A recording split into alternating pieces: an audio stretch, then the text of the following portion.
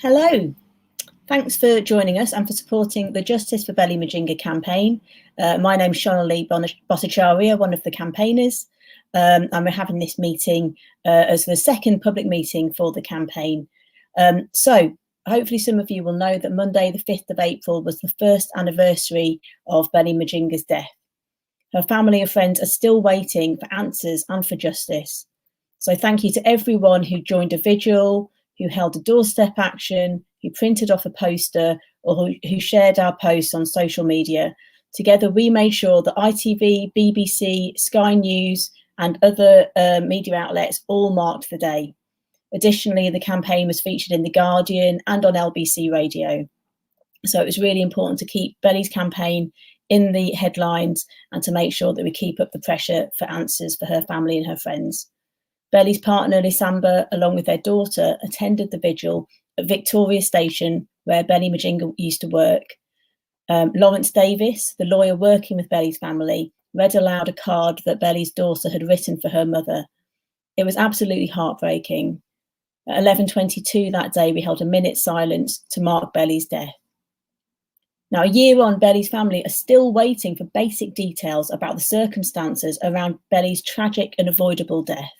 Basic questions like the name of the man who attacked Belly and her friend and colleague Motolani, why she was put on frontline duties by her employer Govia Thameslink Railway instead of her usual role behind the counter as as a ticket office clerk, where she would have been much safer.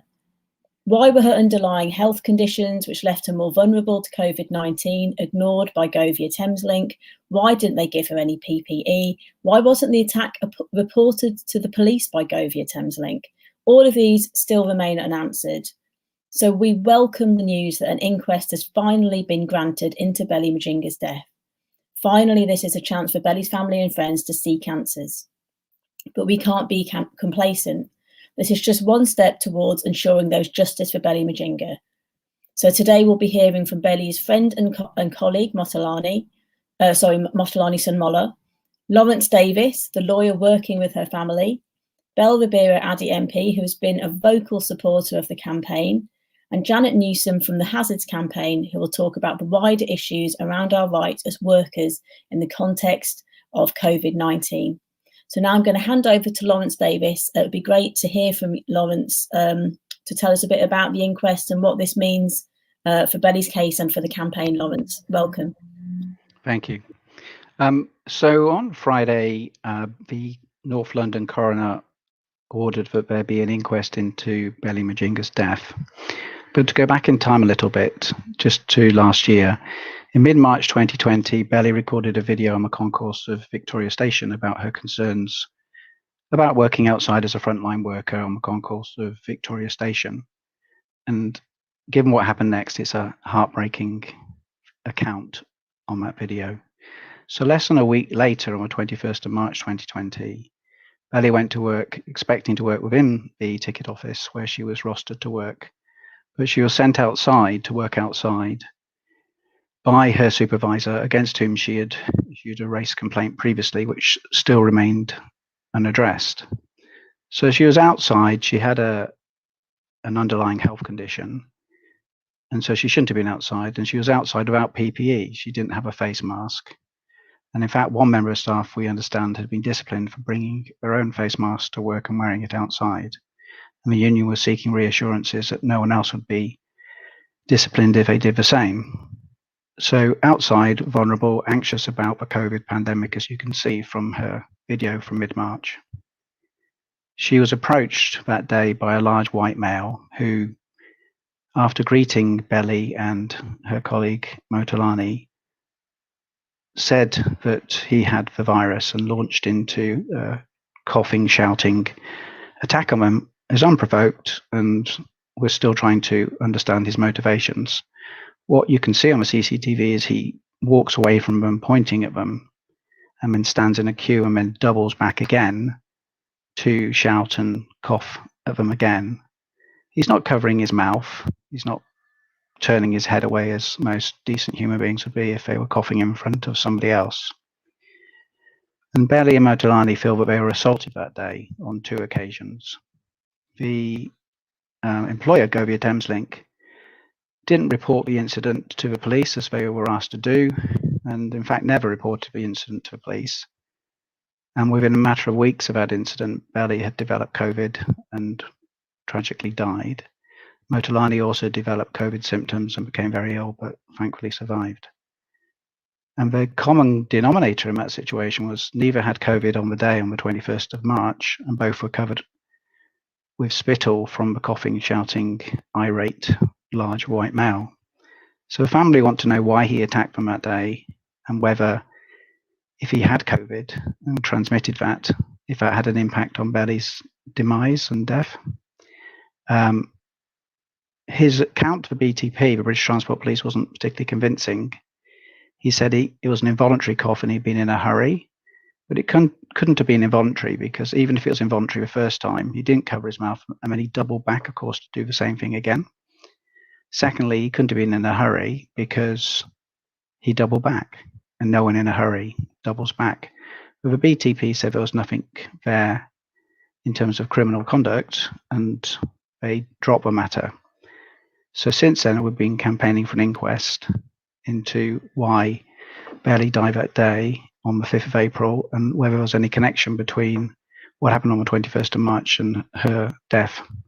I'm pleased to say that on Friday, the inquest was ordered.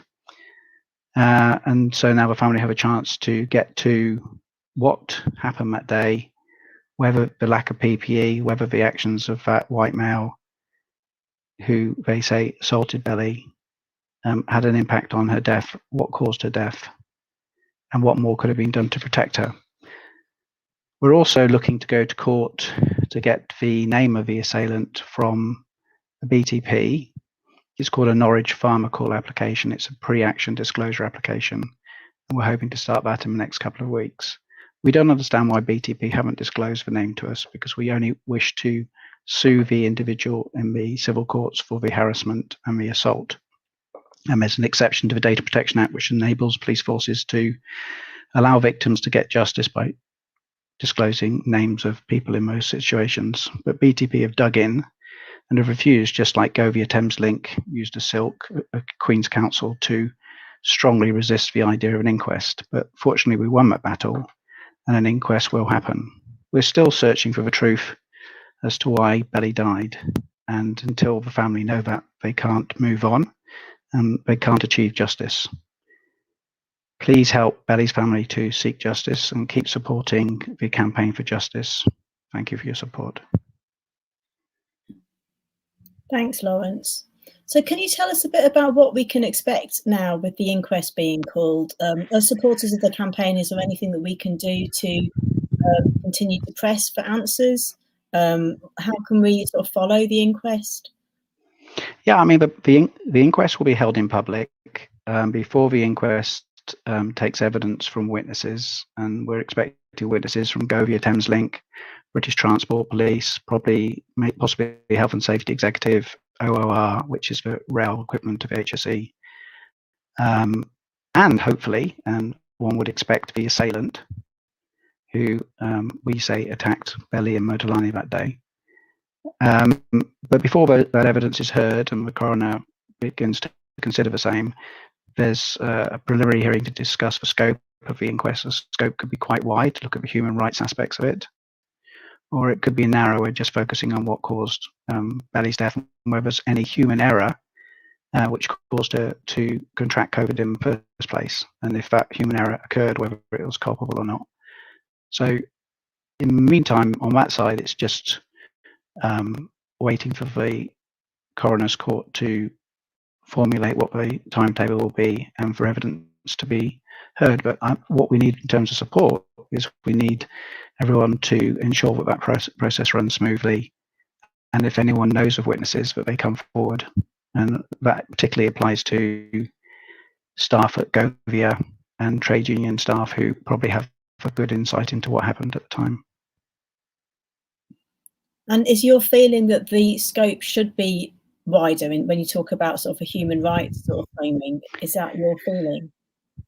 Yeah, I mean, we would like the scope to be broader and to look at how all frontline workers were not being given proper PPE at the time and the ramifications of that. But in the coroner's recent legislation, the government put in a section that said that a coroner's inquest shouldn't be broadened into a sort of what we would call a public inquiry. So there's some scope to broaden it, but it will be short of a public inquiry. Thanks, Lawrence. So ultimately, is a clear demand that's necessary? Do you feel that we still need to have a public inquiry, whatever the outcome of the inquest? Oh, for sure, because Belly's case was just one of a number of tragic cases that happened and disproportionately tended to impact on BAME workers, but impacted on frontline workers particularly. And a lot of lives were lost, and there's still a lot of questions that a lot of families are still asking. So yeah, the public inquiry is absolutely essential. Great, thank you, Lawrence. That's really great to hear from you. It's really fantastic news about the inquest. Well done to you for pushing for that, and yeah, fantastic news for her family. Thank you. So now we're going to hear from Motolani Sunmola, who was a close friend of Belly and a colleague, and was actually with Belly the day that she was attacked and was attacked alongside her. Motolani, thank you so much for joining us. I know that this has been a really difficult and arduous year for you, so it's really great to have you here. Thanks for coming. Oh, thank you very much, everyone. Thank you for having me on this platform. And first, I just want to show my gratitude. I want to thank all the supporters, people that have been supporting this cause, all the over 2.5 million people that have been backing and supporting myself and Belly's family, and I'm really grateful. And your support really, really means a lot to me and the Belly's family. I would say you guys, this is the reason why we came this far, for justice for Belly. Honestly, it's really fantastic, having this, having it in my mind. It's people like you really there out there, just to, we have good people out there to support justice, in this world we live in. Anyway, I would say Belly was a friend, not just a colleague to me, and she was like a sister. And we have moments which is unforgettable. I can't forget. And Belly is not somebody you could easily erase from your memory, because she does things that have a lasting image in your memory. One reason why I said so is that Belly, when in my lows, Belly always lift me up all the time. And when I'm losing my track, Belly is a person that always bring me back to the right track. She's a very good role model. She's somebody, I can never forget. And I would say that I will want to move forward. We really want to move forward to allow others to understand what happened to Belly was not okay. From this experience, we can learn from the maltreatment, and not only in our workplace, relationships, and interaction with others. Maltreatment from others is not right. We should not accept harassment. We should not accept negligence. And I'm so happy, and I'm so grateful that we have people out there who have the same alignment with my perspective, or the justice for Belly, making sure that all these so-called big powered, I'm just trying to control my words, the so-called establishment will not get away with, with their deeds. So I'm really grateful for your support. Belly will be very happy wherever she is right now, that she didn't just die for nothing. She didn't die naturally. That's my belief. That's my own opinion. Belly didn't die naturally. There's so many questions to be answered. And I'm putting forward that GTL need to provide explanation why Belly and I were working without the proper PPE, why Belly was thrown out of the concourse, and despite the intervention of a doctor. So these are my questions, and I hope GTL will be able to answer this question. Thank you very much again for your support. Thank you, Matalani. It's really great to hear from you. And how do you feel about the inquest being, what did you think when you heard about the inquest being called? Honestly, it was just the greatest news I've heard for years. It went a long way, and my emotion have been a roller coaster, and this has actually brought almost like a closure for me, that we eventually got, we almost got there, we're getting this justice. Lots of people don't want to know. We want explanation. So this inquest will give, and it will open up the Pandora box, and everybody will be, everybody will be happy to hear from different perspectives, from different what actually led to the death of Belly. Because without disclosure, well, it's going to put a lot of people into, that dark emotional corner like myself.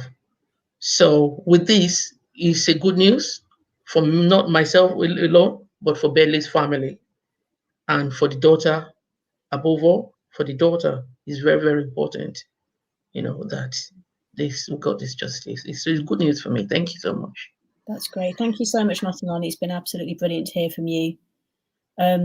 So now we've got Bell Ribeiro, Addy MP, who's been absolutely dedicated and vocal supporter of this campaign. Thank you so much for coming, Bell, and thank you for joining us. You've been at every event that we've held. You came to the Vigil at Victoria last month as well, and it's really meant a lot to have your support and to have you pushing in Parliament, and for you to keep having sort of Belly's sort of case in the spotlight. So we're really grateful, and it's fantastic to have you here today as well. What do you think about this news about the inquest as well? Thank you very much for inviting me. So again, always very happy to support. I mean, the news of the inquest is important. It's certainly important, but to me, it's not quite justice. I feel that it's taken too long to get to this stage, and it shouldn't be like that. We've had to have 2 million people sign a petition, an early day motion in Parliament, trade unions campaigning, protests, all of these just to get justice in a situation that a judge was very clearly wanted to put in front of, was able to say this was not, this does not appear to be natural. Now that I think is completely wrong, and it's part of a wider trend. And somebody had a duty of care. That was very clear. This case comes down solely to accountability. Somebody had a duty of care, and that wasn't necessarily met. So ultimately, we need a full inquiry. Inquest is a start, but we need a full inquiry, because we know that statistics show that when it comes to investigations such as these, they don't often happen when it comes to Black, Asian, and minority ethnic workers. I don't think that's acceptable at all. There's often a rush to close down an investigation, and we saw that in Belly's case. It took a lot of work to actually get to the stage that we are, and still fighting Belly's employers to get the name of the individual that assaulted her. But we're seeing more and more incidents are happening to Black, Asian, and minority ethnic people, and we're less and less likely to get to a stage of justice. Now, thinking of what's happened during the pandemic and why we really do need an inquiry, we found that Black people were statistically more likely to work in frontline jobs where they weren't working from home. So they were placed at a heightened risk of contracting the virus. And the government statistics repeatedly also showed, as the government's own statistics, how frontline workers were eventually, particularly Black frontline workers, were a greater chance of dying of COVID, and thinking of the ONS figures when it comes to a Black woman like Belly, there were 2.5 times rather more likely to die of COVID. And the individual that assaulted Belly and Motilani should be questioned. Things should definitely be taken forward with that individual.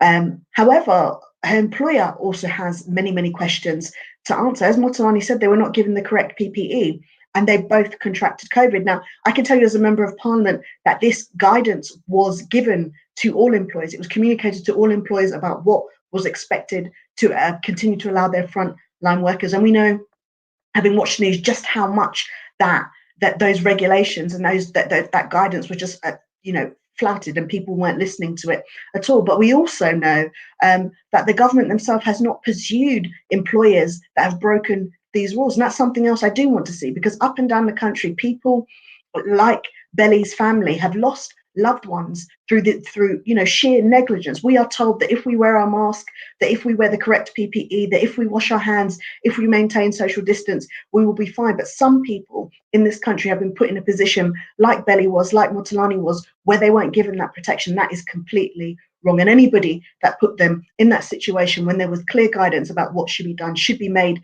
to face some consequences. And that is ultimately what I want to see happen, including the government asking questions about why they didn't pursue this further. So I think it's really key that we have this inquest. Yes, absolutely, but to get to the bottom of it, to make sure that people don't lose loved ones in the way that Belly's family have, we need to make sure people are safe at work. Ultimately, we need a public inquiry, and we need, once that is done, we need those recommendations to be taken seriously. Thank you. And so can I also just ask you, why do you think that people should be supporting the campaign, and how would you like to see people supporting the campaign as well?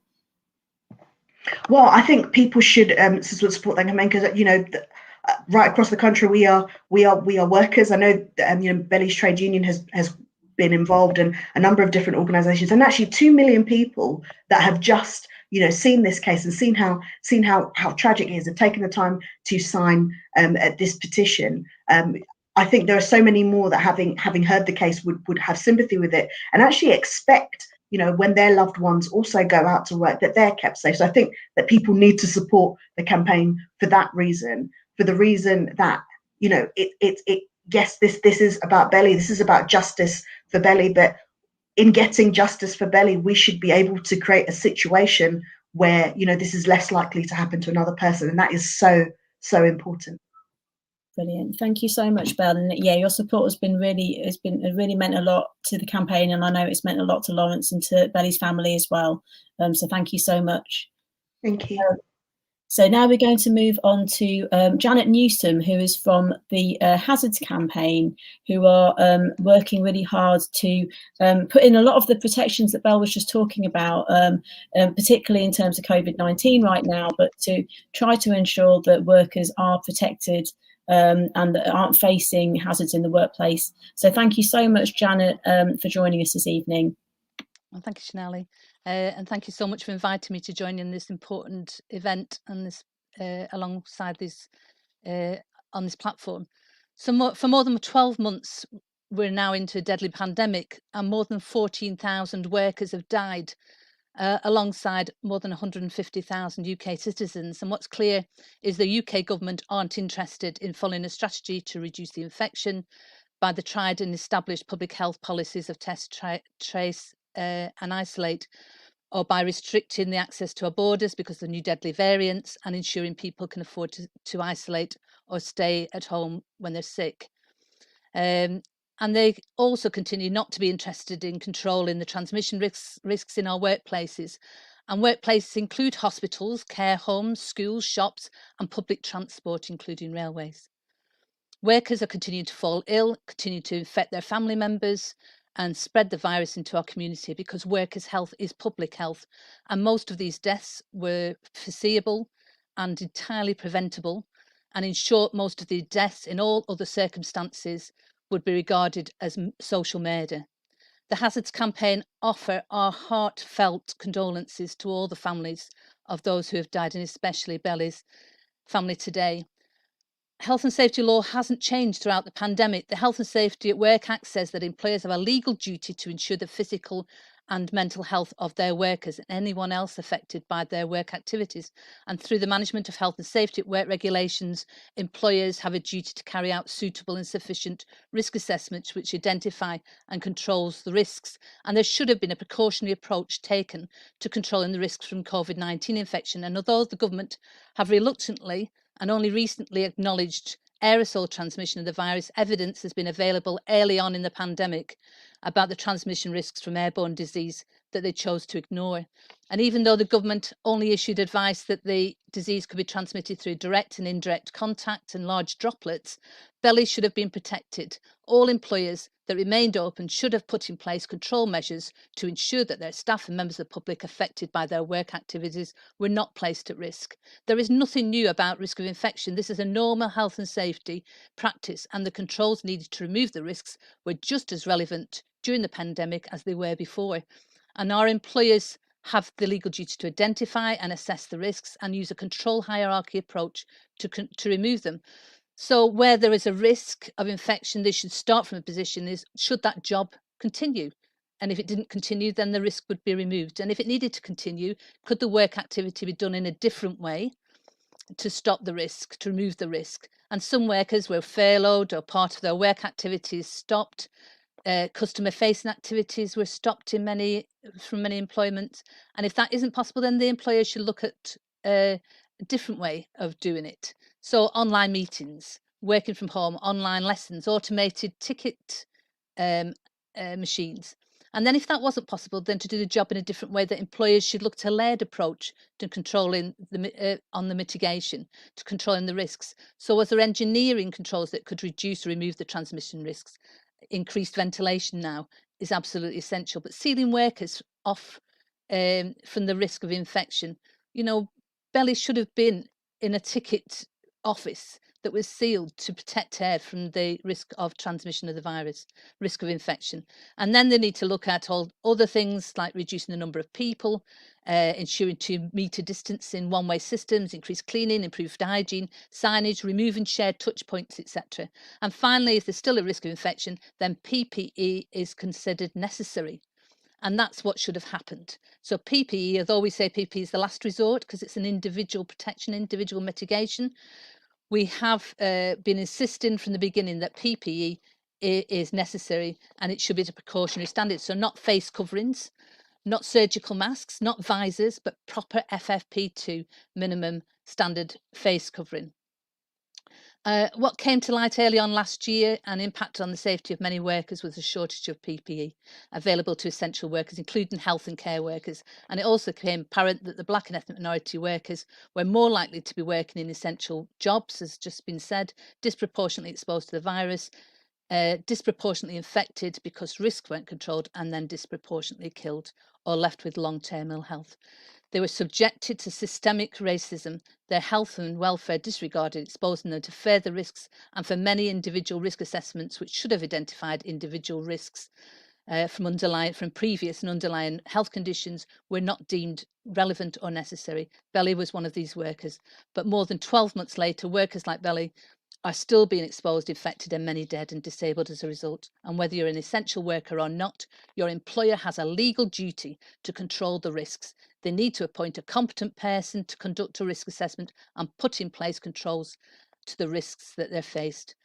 The UK-wide transmission rates have reduced because of lockdowns and vaccination, but there are still too high transmissions in many of our communities. And although vaccinations helping, you can still be infectious and still be infected by the virus, and lots of people are still not vaccinated yet. And lateral flow testing are being used to identify further infections, but they are a red light and not a green light. They aren't accurate enough for anything else. We must all be vigilant. All mitigations must remain until the virus transmission is negligible. As more people return to workplaces, we need to ensure the necessary controls are maintained and challenge bad employers like Belly's employer from putting their staff and others at unnecessary risk. Workers are twice as safe in normal times where there's a trade union organised workplace.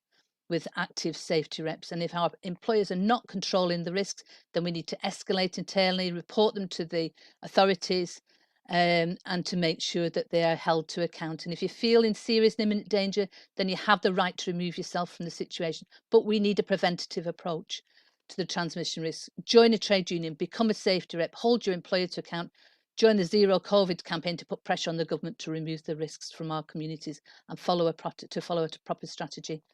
So on April the 28th, International Works Memorial Day, we've just held, we vowed to fight for the fundamental right to safe and healthy work for all workers. And more than 50,000 workers die each year as a result of work.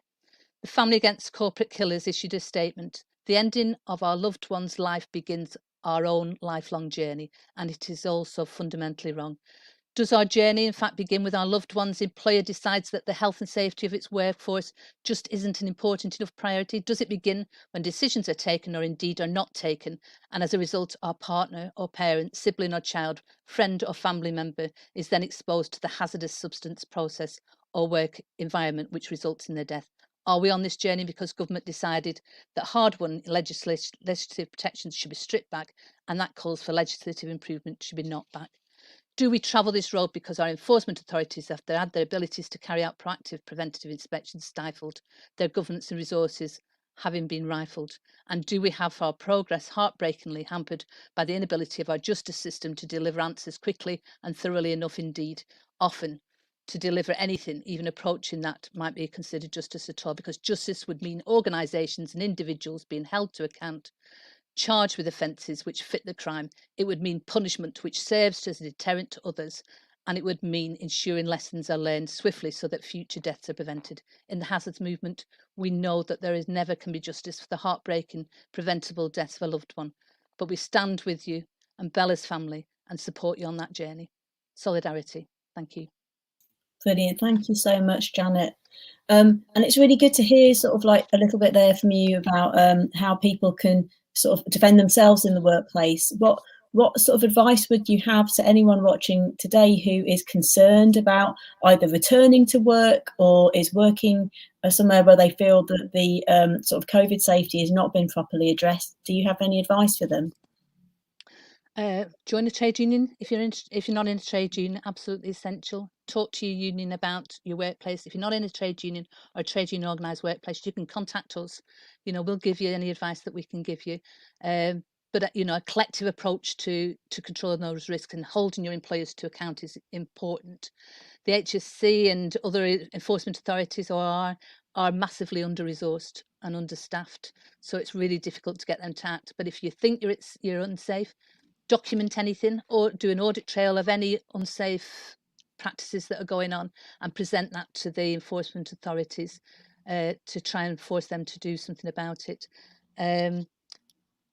You know, and if you're concerned, you know, your section 44, section 100 is your personal right to not be working in unsafe working conditions, but ask your employer what the risk assessment says. You know, that's the document that should show you whether they're taking your risks seriously or not. And hopefully then you can challenge what they're doing. But, you know, it's better if you've got a safety rep that can do that for you. Brilliant. Thank you so much, Janet. And it's great to have your support. Thanks very much. Thank you. If anyone has any questions, you can put them in the chat. Our speakers are still on the line, so I can pass on any questions. And in the meantime, please, if you're not following the campaign, then please follow us on social media. We're on Twitter, on Facebook, on Instagram, so you can keep up to date with any actions that are coming up. So you can keep up to date with the progress of the inquest. If you haven't signed the petition, the massive change.org petition that over 2 million people have signed, then please sign it and please share it. We'll put all the links in the comments section now. But please just keep an eye on the campaign, because unfortunately, as we've heard, the route to justice for Belly and her family is going to be a long slog, because we're seeing a lot of resistance and a lot of doors being shut in her family's faces and in her lawyer's face. So this is about keeping up the pressure and making sure that this campaign, this case cannot be brushed under the carpet. It's really about feeling that there's sort of that public understanding of how important Belly's case is, not just for her and her family, although that is absolutely pivotal, of course, but for everything that Belly's case represents for all of the black and brown workers who are facing unsafe working conditions, for all of the people who have not been protected, who have been neglected by their employers, and so we need to make sure that that pressure continues. If anybody has any questions, let me know.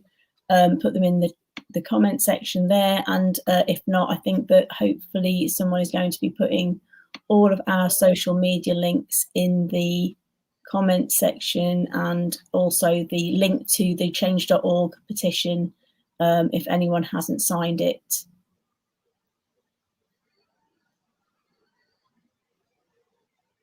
So I've just got a question for all the speakers, if anyone wants to pitch in. What would, oh, I might have a question here. Oh yeah, okay, and here's the petition. What would, if you can, maybe we can hear a bit more about the ongoing sort of focus on Belly's case, what this means for some of the statistics that Bell talked about the disproportionate impact of COVID that we've been seeing unfold upon Black, Asian and minority ethnic workers, which so far has not been receiving the attention that maybe a lot of us think it really badly needs.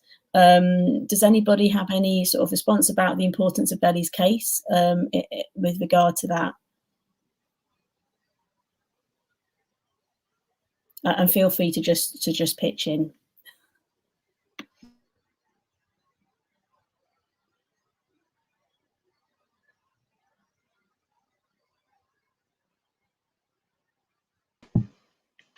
I think Lawrence is speaking, but he's muted. Oh, Lawrence, you're muted. Thanks, Bell. You've got to unmute, Lawrence.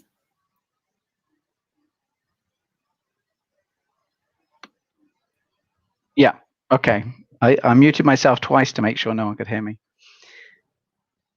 I think Belly's case sort of encapsulates a lot of the problems that BAME workers faced as frontline workers.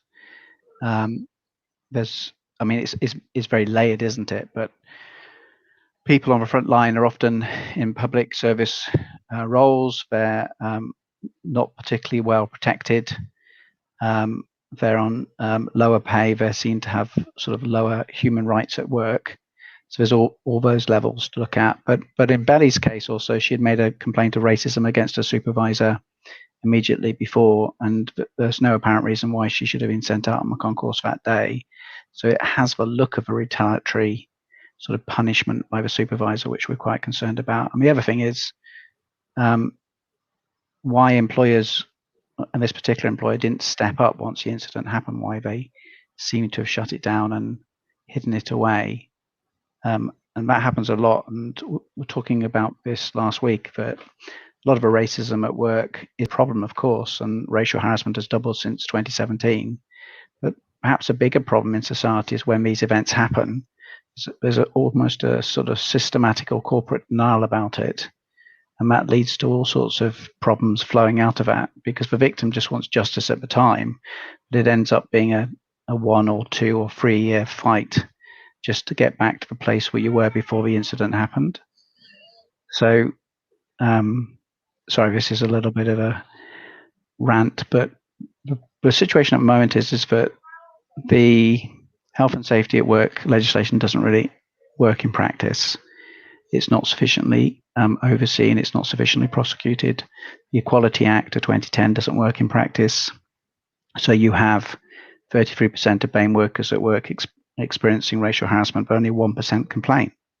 So in any system in which 99% of victims don't complain, and the 1% that do complain, only 1 to 3% of those actually win at tribunal, it's not a system fit for purpose. And these are the sort of the wider issues that hopefully this case might put the focus on. But the immediate problem is just to get justice for the family. What we were talking about last week was, at the moment, we don't have racial equality in this country. What we have is a system where a black person dies and then it's a fight for justice. Whereas racial equality means racial equality from birth, not from death. So we've got a lot to do, and hopefully this case will help us move forward a little bit towards some sort of semblance of racial equality. I now mute myself again. Thanks, Lawrence. We have another question in the chat. Is there a campaign to get COVID-19 reclassified as a serious, not just a significant disease? And what can we do to make sure HSE have ability to shut workplaces down? Is anybody able to come back on that at all? Janet and Bell probably. Yeah, Janet. Well, yeah, we've been trying to put pressure on the HSC, and there are MPs trying to put pressure on the HSC to change that. It's the way that they manage cases is causing one of the problems. But we have to understand that they're now. I think there's political appointments being made onto the HSC, which is confusing the whole situation. And certainly during the pandemic, they closed down, they locked down. Where at the beginning of March, when lots of workers were still going out to work, and didn't encourage workers to report concerns, didn't encourage, in fact, they discouraged workers from reporting their employers.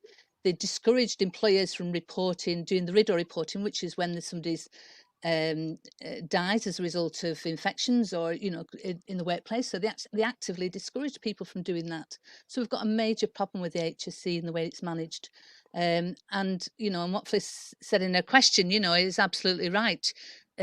We are trying to mount a campaign. The UHSS, which is the TUC, part of the TUC, health and safety officers, are all questioning and challenging that.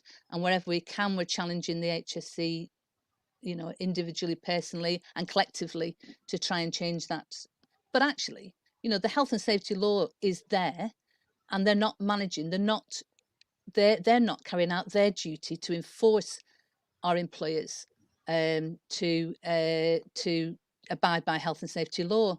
And it is absolutely true what Bell said, that not one employer has been prosecuted, and we don't even think there is a prosecution in process for an employer who's killed workers, who's put workers at risk during the pandemic. And although they've served some enforcement notices, there's the prosecution's another system that's failing, and wherever we can, we're putting pressure. And absolutely, if you can put pressure on them as well, then please do. But through MPs, through trade unions, through complaints to the HSC itself. Yeah, Jenna's absolutely right that pressure is ongoing in terms of MPs looking to change the classification. But what's been quite shocking is how the protections around coronavirus have been used. So we have this Coronavirus Act, and it was rushed through, and it gave the government all these draconian powers, which were meant to make us safe. Instead of prosecuting employers using that act or allowing measures in that to do that, what they've done is we found they've disproportionately handed out fines and to Black, Asian, and minority ethnic people across the country, and any prosecutions they've attempted to make in terms of breaking lockdown rules have all been quashed, 100% of them, which shows just how bad that is. And they've used, instead of again finding employers that are killing workers, they've fined people that have protested about things during the pandemic. So you had British Gas GMB workers picketing about fire and rehire, fined £10,000. Nurses picketing about the disgraceful 1% pay rise, fined £10,000. Employers that are continuing to make millions and killing lots of people, fined absolutely nothing. And if we're lucky, we're sent a letter. So when the Coronavirus Act comes back round again, it's on a 6-month renewal basis for a full 2 years, and I'm sure the government will look to renew it again. I think we should have it scrapped, and we should put down a Coronavirus Act that works for all, that calls for a public inquiry for the bereaved families, that calls for all of these further protections for people as the pandemic is ongoing and the effects of it are ongoing, but actually also puts down specific measures to target employers like GTR who have been complicit in some of these disgraceful things that we've seen during the pandemic, and whose actions have effectively killed people. Yeah, absolutely, Belle. Thank you so much, and thanks to Janet as well. So we have another question, which might be particularly for you, Bell, as well. How can we trust the government that has just published a report denying institutional racism exists to keep our workers safe when Black, Asian and minority ethnic workers have clearly been hit harder by COVID and the discrimination they face has become more deadly? To put it quite simply, we can't trust them. Their actions were completely disingenuous. They said following the Black Lives Matter protests last year, they were going to look at what the situation is. Black people right across the country said, we don't want another review or investigation. We want you to act on all of the measures that have gone past before from inquiries, all of those different recommendations from the Macpherson inquiry, from the Lammy review, the McGregor-Smith, all of these different key measures that were put down following investigations saying, this is what we should do in terms of improving situations of race. Instead, they got together people that don't believe institutional racism exists, and they produce a report that says that institutional racism doesn't exist, which is a big insult to all of those people whose lives have literally been lost due to institutional racism, whose families don't receive justice because of institutional racism. I talked earlier about how often it's the case that a Black person dies, something is suspicious, and people don't want to investigate it further. It's completely wrong. So no, they can't be trusted, and that's why, as well as challenging them and all of these different things. And at times when we have challenged them, we have won. As well as challenging them on this, ultimately, and I would say this as a Labour politician, we need to see them gone from government. Yeah, absolutely. Thank you, Belle.